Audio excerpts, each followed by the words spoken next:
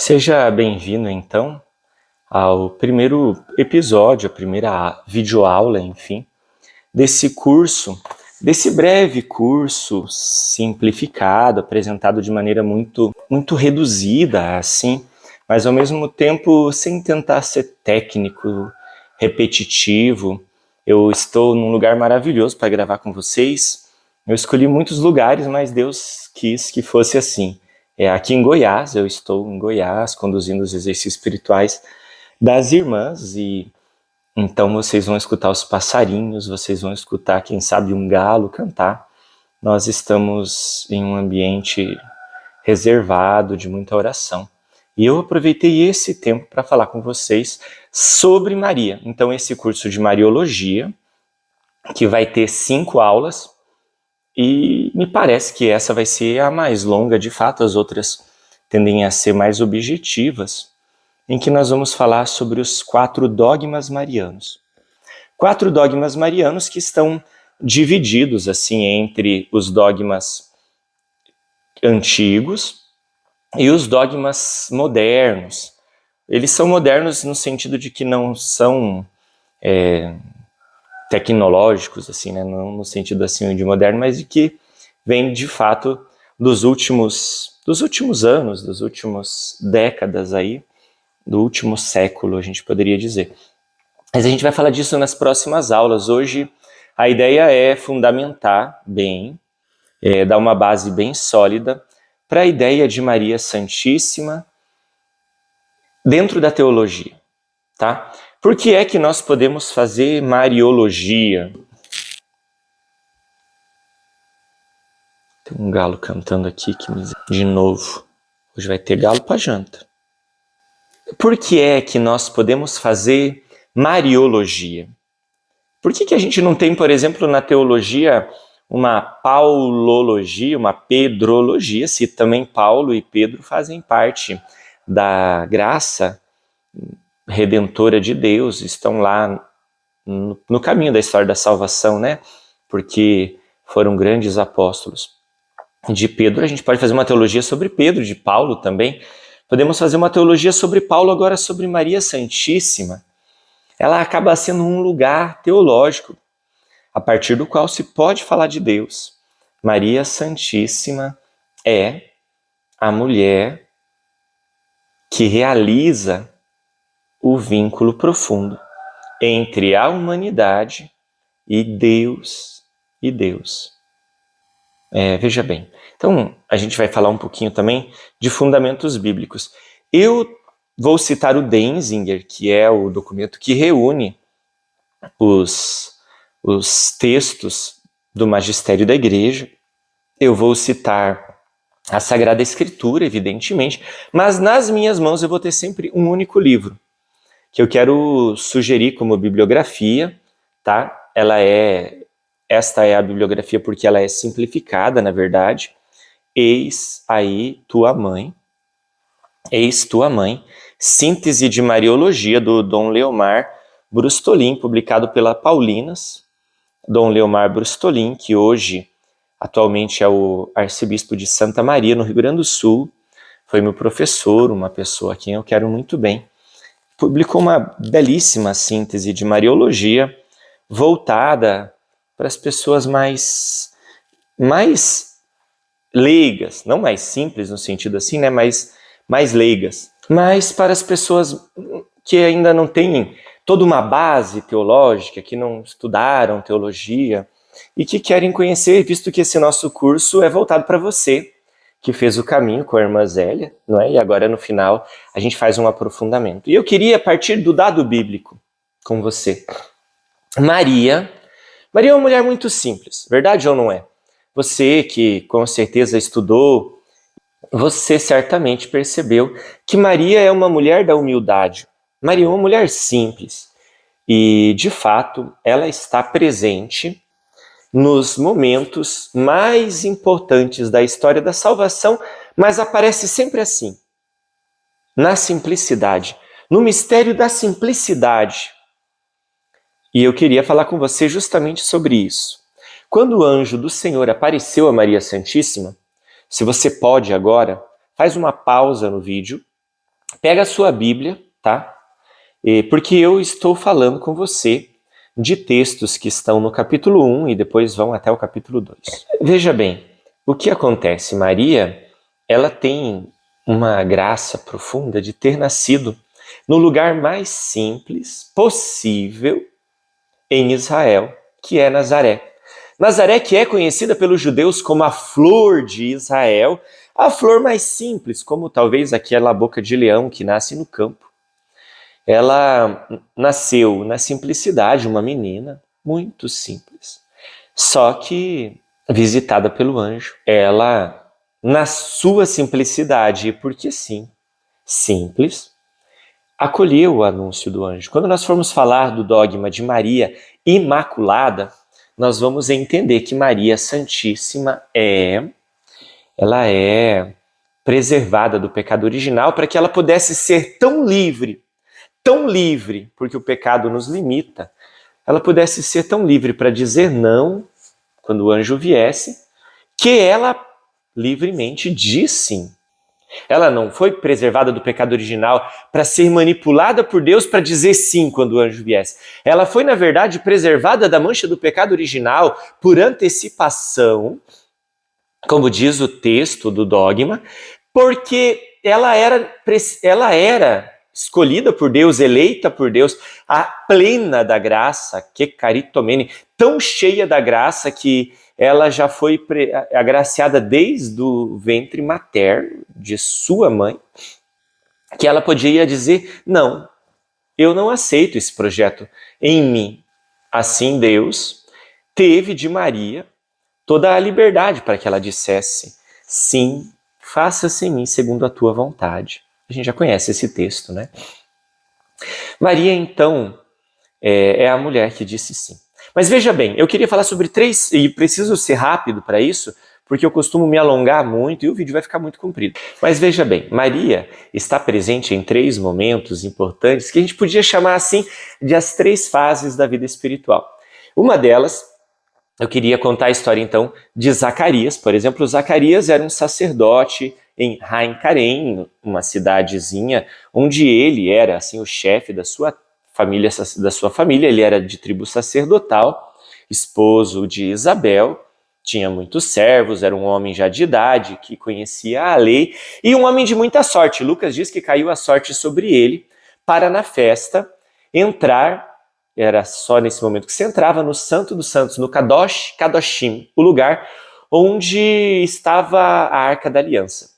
E lá se oferecer incenso e as orações rituais próprias daquela festa. Ele foi até lá. Então, no lugar propício, por excelência, em Jerusalém, no templo, no lugar mais importante do templo, um sacerdote recebe a visita do anjo para que lá ele pudesse dizer, nossa, que bom que você vem me visitar, Gabriel, eu acredito na mensagem que você tem para mim. Então a minha esposa vai dar à luz, mesmo na idade avançada? O anjo Gabriel aparece para ele e o que ele faz? Ele duvida, ele não acredita, mesmo tendo tudo a seu favor. E ele fica mudo. Maria Santíssima, por sua vez, a nova flor de Israel, a gente podia transformar Maria de Nazaré em um único símbolo, né? Ela é a flor de Israel, de onde agora vai brotar o pólen da nova raiz, da salvação da humanidade. Marcos coloca ela em Marcos 1:16, Maria aparece assim na genealogia de Israel. Ela está lá presente como o único lugar onde ela poderia estar no caminho da história de Israel. Mas Maria em Nazaré, então, recebe a visita do anjo num lugar totalmente oposto, paradoxal com relação a Jerusalém. É Nazaré, ela é uma menina nova, não é de tribo sacerdotal, não é tão estudada, foi bem catequizada pelos seus pais. À noite, dormindo, então, o anjo aparece e ela diz o contrário de Zacarias. Ela diz sim, faça-se em mim. E ela vai então visitar Isabel em cima do burrinho. E ela chega lá e canta o cântico da infância espiritual. Uma mulher ousada, uma menina ousada, não tem um passado exatamente, porque ela é jovem. Ela tem um presente todo inteiro. Ela sabe que ela vai se casar com um homem chamado José, mas ela tem um futuro e a infância espiritual é marcada por isso. pela ousadia, pelo lançar-se, pela coragem, pela vontade de ir, né? Eu entrei para o convento com 15 anos e o que eu tinha diante de mim era isso. Toda uma história para escrever. Eu imagino que Maria pensava assim também, Deus, que aconteça. Eu não sei como é isso, depois você me explica, mas eu vou. E ela vai visitar a sua prima Isabel, porque o anjo também contou para ela que a sua prima estava grávida. O anjo funcionou assim como um WhatsApp, um telegrama, né? A mensagem chegou para ela assim. E ela vai se colocar a serviço. A mulher escolhida por Deus para ser a mãe do Salvador não sentou-se num berço esplêndido. Tragam frutas, me abanem, eu sou a mulher mais importante do mundo. Ela foi viver e revestir-se da humildade. E na humildade ela canta no encontro com Isabel um cântico lindo, que é o Magnífica, lá em Lucas 1. Pega lá em Lucas 1, você vai ver Maria cantando. A minha alma engrandece o Senhor, o meu espírito exulta de alegria em Deus, meu Salvador, porque olhou para a humildade de sua serva. Este cântico não é um cântico dela, é o cântico assim da nossa vida infantil na fé. A gente precisa se apoiar em outras pessoas, precisa da palavra de outras pessoas, mas a gente tem essa coragem. E essa humildade de dizer, eu não tenho nada de meu ainda, eu canto o cântico dos outros, né? Eu, quando era jovenzinho, que ainda sou jovem, cantava o cântico do Martim Valverde, o cântico da Adriana Arides, eu cantava o cântico do Eugênio Jorge, o cantor que marcou a minha história. Porque eu não tinha os meus cânticos. E nem hoje eu sei cantar direito ainda, na verdade, né? Maria cantou o cântico de Ana. Ana, a mãe de Samuel, Shemuel, né? Que foi agraciada. Lembra ela? Estava clamando a Deus, a graça no santuário. O sacerdote até achou que ela estava embriagada. E ela recebe a graça, consagra o seu filho e canta o cântico que Nossa Senhora também cantou, como a dizer também o meu filho será entregue ao Senhor. Né? E Zacarias, na sua mudez sacerdotal, enfiadinho num canto, na escuridão da sua fé, talvez sentado debaixo de uma árvore, assim, cabisbaixo, triste, vê a luz, a alegria daquela jovenzinha, e eu tenho para mim que foi aquilo que curou a mudez sacerdotal de Zacarias. Zacarias, na sua falta de fé, na sua incompreensão, vê essa menina também agraciada, vir feliz se colocar a serviço de Isabel. Isabel era uma menina, era uma mulher, uma gravidez de risco. Ela já tinha uma certa idade, os pés deviam estar inchados, ela devia ter muitas dores, dificuldades. Maria vai lá pôr uma salmorinha no pé de Isabel para desinchar o pé, fazer uma sopinha de cenoura. Eu imagino ela cortando um pão e fazendo projetos para essas crianças que iriam nascer, sentada à ponta da mesa com Isabel, e o Zacarias olhando tudo isso.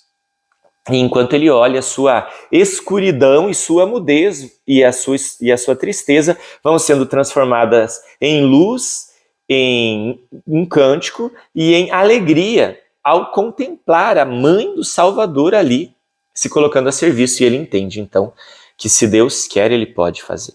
Maria volta para casa e uma semana depois nasce João, e aí Zacarias volta a falar e ele canta o cântico dele. Um cântico deve ter sido muito desafinado, grosseiro, rouco, como é a voz de um homem, não a de uma menininha, mas como é também a voz de um homem que ficou 9 meses sem falar, então desafinado, meio rouco e voz cansada, como dizia o Padre Zezinho, plagiando ele, ele canta o cântico dele. Agora você olha, é um cântico assim, com muita teologia, com muita meditação, ele teve tempo de cunhar, de escrever o cântico, e esse é sim dele. É o cântico da vida adulta, que olha para trás e vê toda a fé que recebeu dos seus pais, os estudos da Sagrada Escritura e as experiências, tanto positivas como negativas, que teve.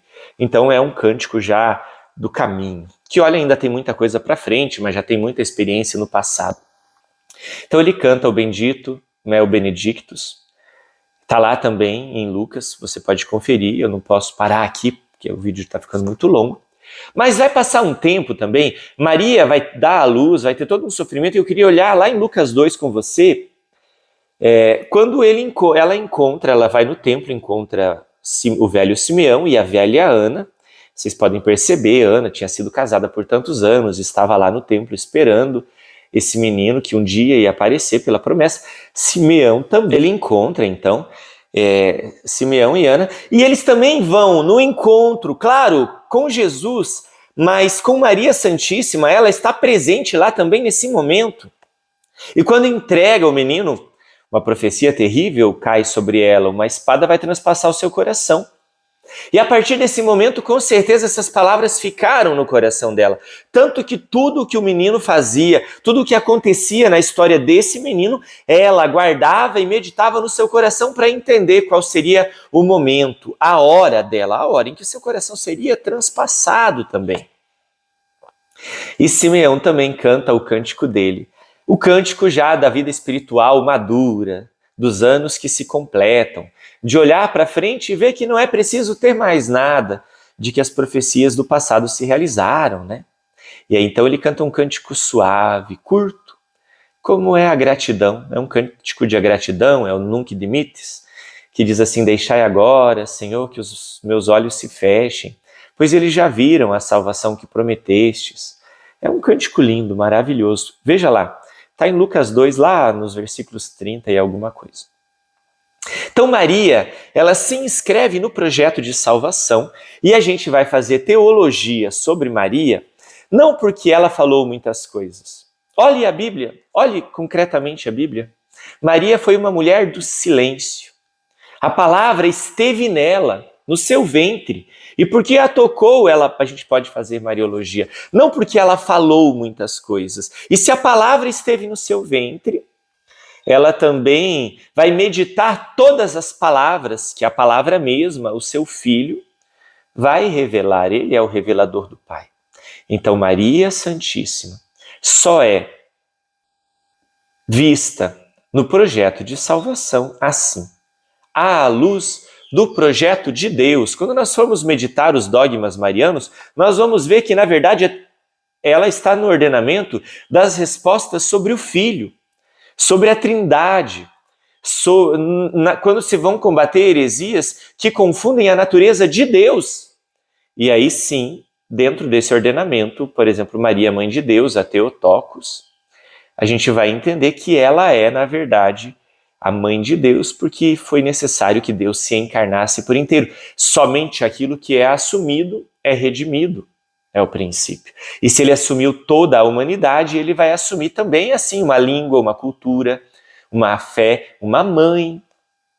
E assim Maria é entendida a Theotokos. Deípara. Deípara é a palavra. A gente usa Theotokos também, é a mesma coisa, né, em línguas diferentes, para dizer que ela é a Mãe de Deus. Nada daquilo que não é assumido pode ser redimido. Se ele assumiu a humanidade inteira, a humanidade é assim, é feita de família. Num tempo em que se combate a família, Deus elegeu uma família, um pai adotivo, São José, uma mãe, não adotiva, mas que a teve nas dores dos 9 meses, no sofrimento e na perseguição, como a prefiguração do que o seu filho e do que Israel já havia vivido, Maria também passa. Pela humilhação, pelo medo, pela perseguição. Assim também nasce seu filho no abandono e ela está lá. Maria fala poucas palavras, como nós dizíamos, né? O que ela diz? Fazei tudo o que ele vos disser.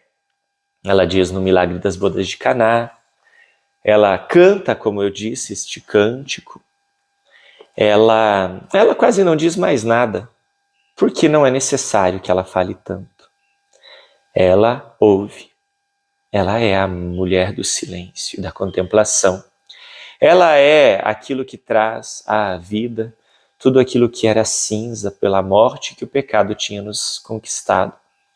Porque em seu ventre a cor, a alegria e a luz da salvação voltam para a humanidade. Tá?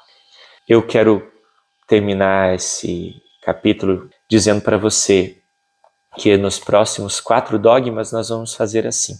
Eu vou explicar para você a história, o contexto e o dogma em si, tá bom? Obrigado por ter estado até aqui comigo. Deus te abençoe e acompanhe a próxima aula. Na verdade, isso aqui era só para abrir as próximas aulas. Em nome do Pai, do Filho e do Espírito Santo. Amém.